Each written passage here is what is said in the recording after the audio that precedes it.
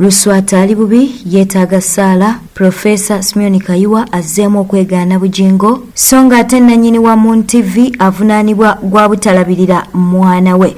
Tukwanirizako ku Newspark channel naye twagala okujjukiza nti likinga ate era osubscribinga ku YouTube channel yaffe eri gwe atanaba kuba nti n'osubscribinga oleka n'obubaka bwawo mu comment section tujja kubeera nga tubusoma. Tutandise ne nannyini wa Moon TV munnange ono ali mu kuvunaanibwa omusango gw'okuba nti nno talabirira mwana gwe yazaalamu mukyala omukyala ayitibwa Joan avuddeyo n'ategeeza nga Haji oba nannyini wa Moon TV we yamuzaalamu omwana wabulanga aganye oba akyaganye okuba nti nno abawa obuyambi y'ensonga lwaki addukidde mawulire oba oliawo asobola okuba nti ayambibwa katubeere nga tumukuwa obeere nti nno omwewulirirako. Amanya gagenze n'abayego Joan Nakagwa nga nze wano ku nsonga y'omwana wange Namitala Halima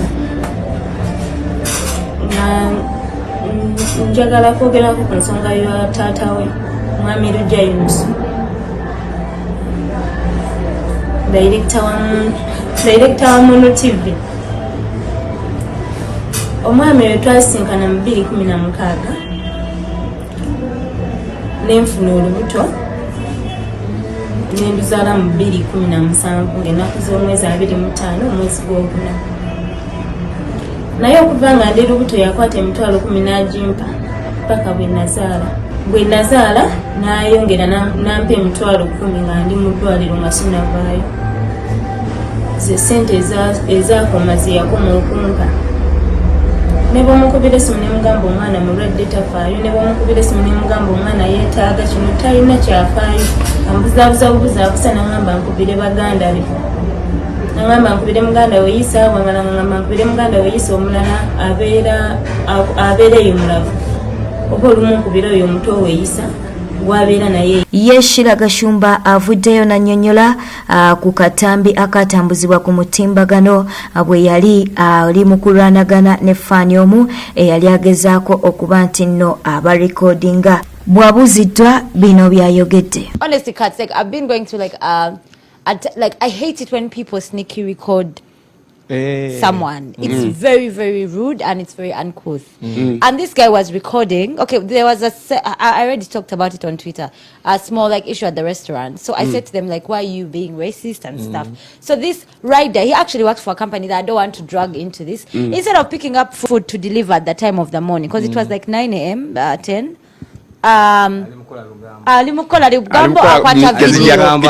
Exactly. So we went to him. Why are you recording? He's like, so that's what pissed me off. Like you're recording and then you said Totuman. You get it. I'm like, are you mad? You understand? Did you check the phone? Yes, we took it. But Sheila, somebody is going to say when you're snapping chop life, you snap everybody with or without their permission. So why is it hard for you to be recorded? Because I'm Sheila Gashumba. Give me 5. Thank you.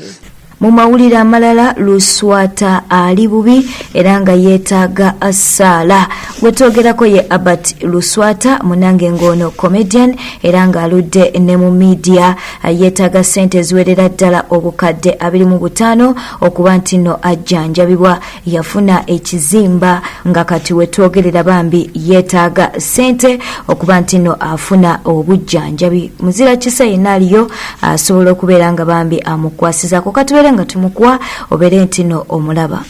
Kino mukulala kwakyo kyazimba sayidi eno kizimba nekidda mu byenda kati buli nze okusooka bulijjo badde nga nfuna pain nga sikitegeera kumbe ekibumba kyakola ki kyazimba nekigenda kiri affected nekizimba kyendya mu byenda kibanga mukudda mu byenda eno wansi epain gyembanga mpulira byonna byetaaga ssente sirina ssente beti ebintu abantu omulanga sitebaganya abasobodde banyambyeko naye nga ssente zebansaba nyingi ndi okuma okukulako ebintu abulira nyingi simunala mutwalo nga 7 kati this time bagamba kati mutwalo kati bonna bwegattagattawamu nyonyi 25 ifana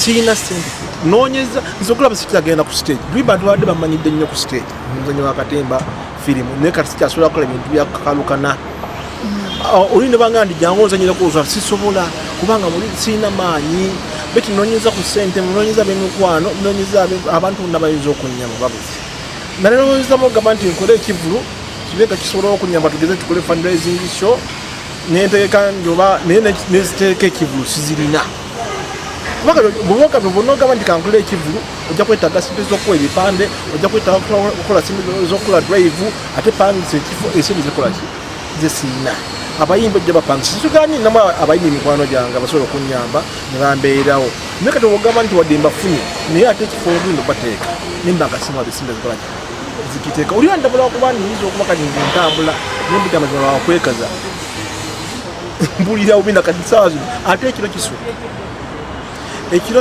mpulira nga n'otulusutugaana peyini nga yamanyi kumakya kisuka naye nga tolina kyakukola olina ofuluma ogenda ononya ekyokulya teyagenda kuyamba muganda wawe teyagenda kuyamba olina okubeerawaawo olina okunonya ekikumi nembira mu mbeera gisitegeera olayo olina muzira kisa asobola okunyamba nakunako abasobodde ow'enkumi 5 ow'omutwalo ow'akakadde ow'enkumi 2 gwe kyonna kyoba osobodde ng'osobola okuyamba Luswata wambalete mukyandaba ku siteegi ne mu firimu nga ndi mulwadde ndwalidde nakamanga ennaku zinaakaweerako ensonga kite mukyandaba bwoba osobodde okunyamba Luswata bambutuufu nayitaga bwe mubire nga atisi bonange nkyayagala obulamu mubeere nga nkyaliwo ayo ina asobodde okunyamba osobola okunkubira ku namba yange oba okusindika ssente ku simu 0704 704 62 13 0704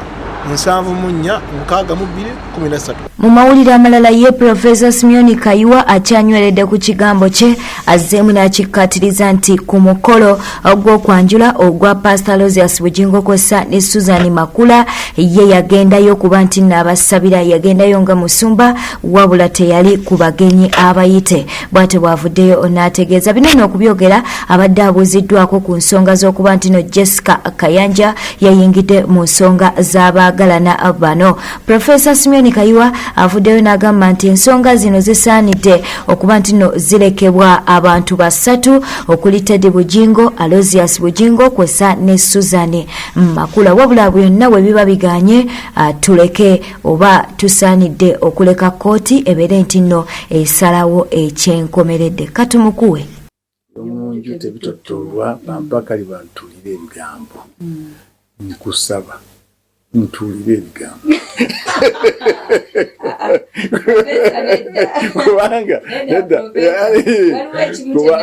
kubanga nze omu ku baana abato abatannafumbirwa naye ng'olunaku olwaliro bwe nalaba omusumba wange kyakoze nti obufumbo bwe bugaana buveemu ebyogaana bufumbo tosobola sinakukkiriza kuva mufumbo era olaba mulinde mulaba yafuna obuzibu ne mugaano okuva mufumbo era kyabulimu nifuna kakati waliwo kibundi kiganda ate yafuna another type of problem. By the way, Chiganda is supporting us. The Bible clearly says it. I think kwamba yeyunju tebitotolwa teri wali ebira sagala kwogera bigambo by'abantu kakati nolwekyo professor ensonga baganjogera ebigambo by'abantu bakengeri gy'otusomesaamu kigambo kikyo omuntu okusinziira ku kikolwa ng'ekyo ekintu kimu first of all kooti erina okusalawo sinzija okusalawo yabya divorce bo bwe basazeewo kooti bwe naabanga ebawadde divorce eyo they be separate. You never know. Maybe they will come back to each other. My prayer. Maybe they will come to each other. Kakati no. Sinza kubiyingiramu. Naye enja okwogera kimu nti wegamba buli omuntu ayinza kuba unfortunate nobeera already mu makkati ga ministry yo waliwo ekintu ekiyingiddewo sitaani nakikozesa okidde buli tteeka lisobola okukozesebwa sitaani kakati ensonga za Bujingo talina kuba nazitegeeza talina kubuulira ku bantu public ebintu ebimukwatako personally ebimu si byebyo kakati no sijja kubyogerera kakati no ku lwabwe ababiri nze ndowooza baali mu kanwa yababa bagenda muki kooti egamba nzewe ndowooza bakola ki bale magana so tewakisanga mbuzibu okuba nga akuyise ku mukolo gwa Suzanne Makula kakati wa omuntu agenda okusaba watagenda bakuyita kola ki kusaba si kubaawo ku mukolo kusaba wamala okusaba n'ovaawo nava kutono ati wanasabira esali yasembayo kwe kugenda kati kwegamba sisobola kugamba nti ate omuntu nga student wange sikise kikola morally tekijja kandi naye n'olukyo ekintu ekyo ensonga ezo mbadde nsaba zibeere nga zisigala wakati waabwe ye ne mukyala we ninga nze siziriimu kuzisalawo zibeere wakati waba basatu. I don't support divorce. Isma Olaxis oba muyite Jajja ichuli naye avuddeyo n'ategeeza nga bwe bandyetaaze omukulu Bobi Wine okuba nti nno ajja ku mukolo gw'amazaalibwa aga Muhoozi. Bw'atyo bw'avuddeyo n'ategeeza katuleme kumulwako katubeere nga tumukuwa nnyonnyola ensonga ze sajja bamulemeddeko. Ngaze museveni nandi tute bambi mu birthday ya Muhoozi nyabo tukagala akayimbako tumulinze balamu yamuwadde yamusabye $2.25 mwezi mutano ne bamuwa cash tikulinda $5 yabadde tayagala abere ku 15 nga palaso tumuga yes ate okuyisaamu obuyise 10 Bobi Wine nti muganda wani wa Muhoozi bali ba Luganda ddala kuba Muhoozi ebbanga lyonna ali bwati nani ne Bobi Wine ekyamujja eri Bobi Wine creatingawo contradiction naye bamulabe naye ng'akimanyi yalina okubaawo yefula wakanya naye nga naye mu mutima awagiraani oli so tukunga abantu ba NUP bonna babeerewo gye bali ne bammemba baabwe gye bali olwedde nkaaga mu pate tubayita aba NUP just funa kaadi oje olabe generational leader olabe ne mukamawo ng'ayimba ng'amuyimbira okiwulira ate agenda kujja ne maama Kampala nga bonna weebali ate abadde akomplaininga nti so baazisiba